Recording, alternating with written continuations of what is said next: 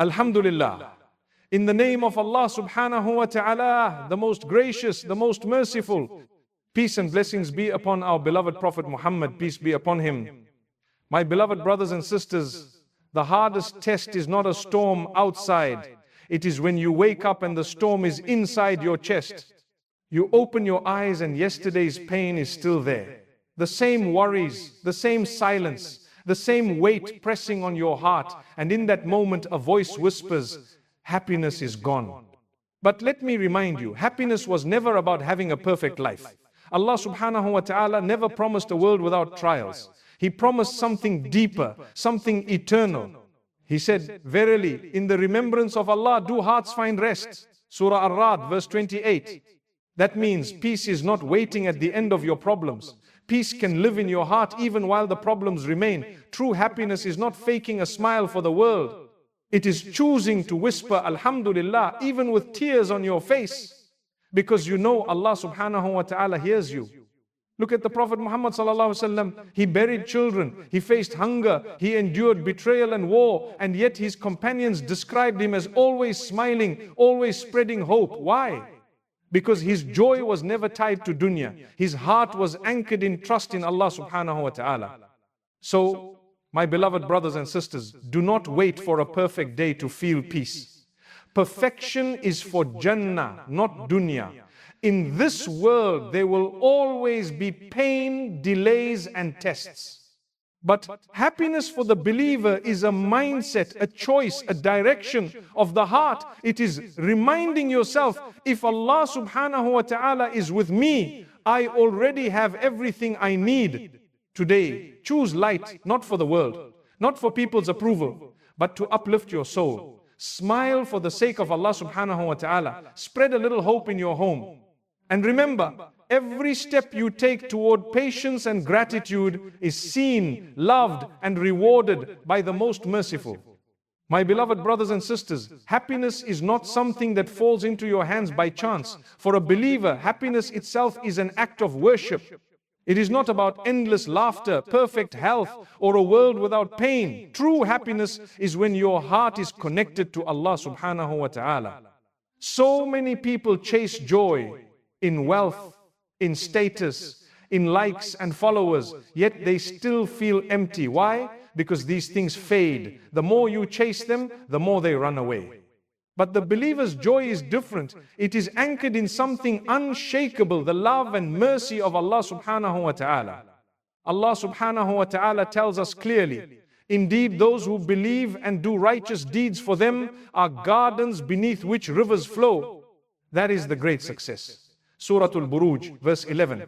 Notice how Allah subhanahu wa ta'ala ties joy not to possessions but to faith and good deeds. Happiness in faith means you stop waiting for the perfect life to begin living. You understand that even in hardship, Allah subhanahu wa ta'ala is guiding you. Even in delays, He is protecting you. Even in silence, He is listening to you. This mindset transforms the heart. Instead of asking, why me? The believer says, guide me, strengthen me, forgive me. The Prophet Muhammad sallallahu alaihi wasallam showed us this reality. He did not live in luxury. Days passed when his household had no food except water and dates. Yet, he was described as the most smiling, the most hopeful, the most uplifting. His secret was simple. His heart was tied only to Allah subhanahu wa ta'ala. And this is where true freedom begins. When your happiness depends on people, you will always be disappointed. When it depends on dunya, you will always be restless. But when it depends on Allah subhanahu wa ta'ala, nothing can take it away. So, my beloved brothers and sisters, remember, happiness is not about what you own.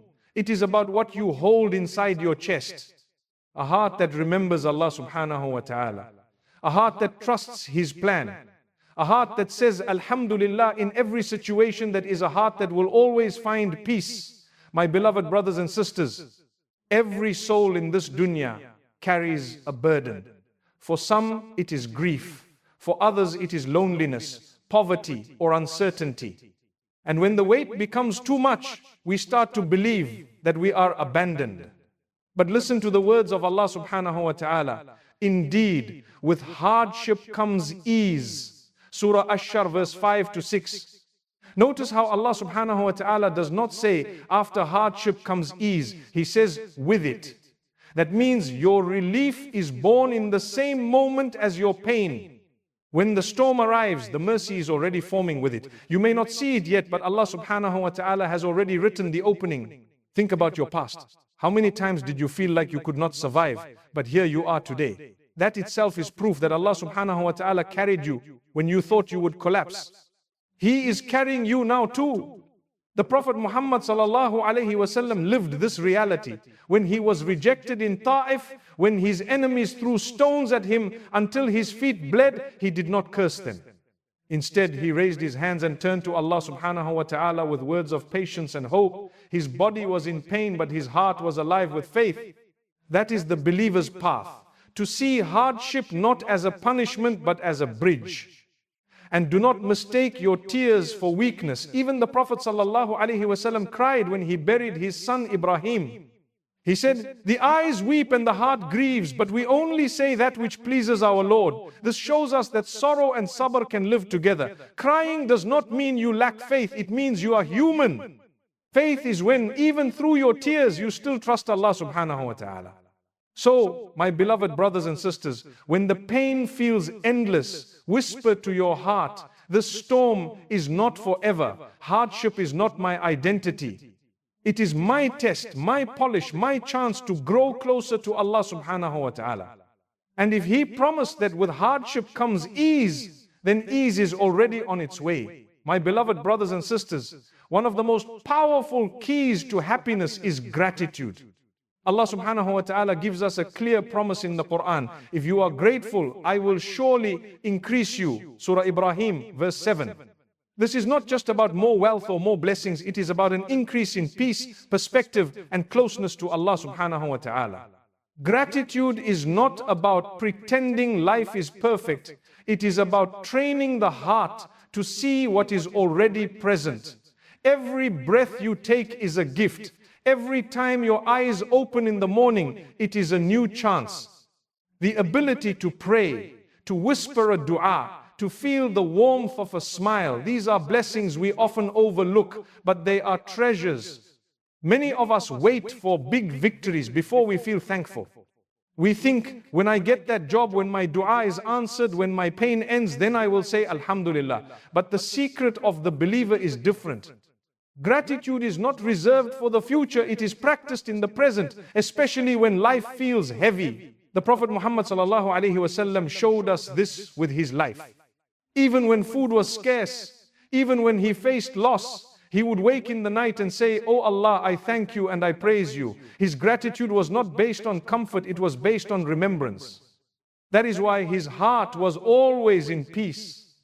Gratitude also protects the heart from jealousy and comparison. When you look at others, you may feel like you lack. But when you look at what Allah subhanahu wa ta'ala has already given you, you realize you are rich in ways the world cannot measure.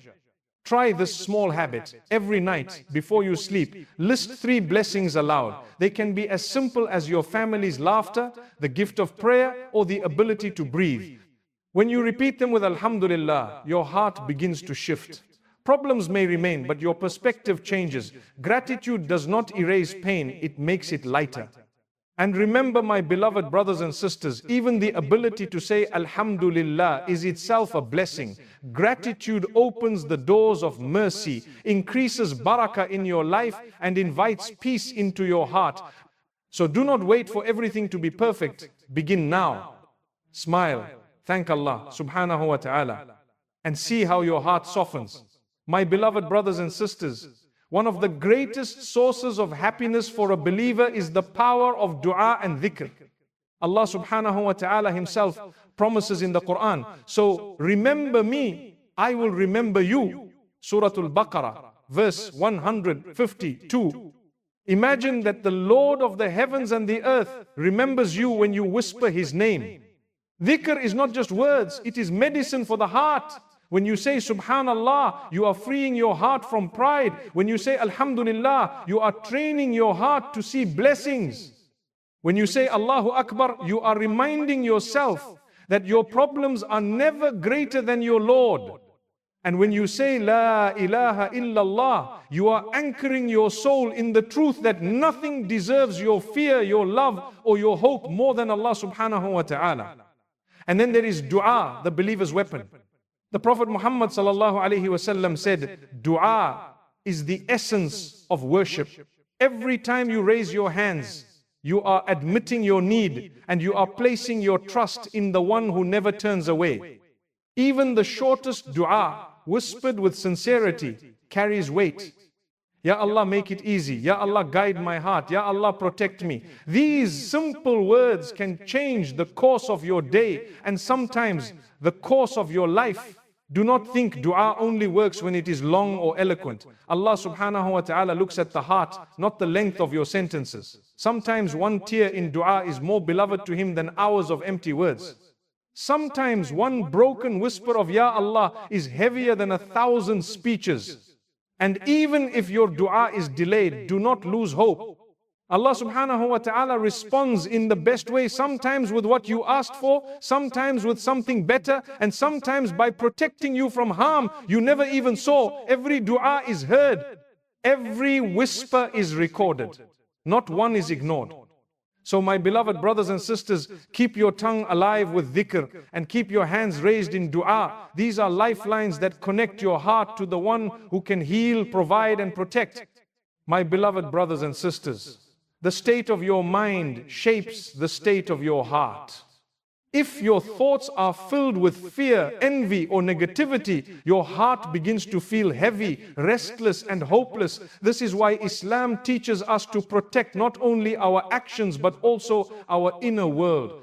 Shaitan often begins his attack with a single thought: you are not good enough. Allah subhanahu wa ta'ala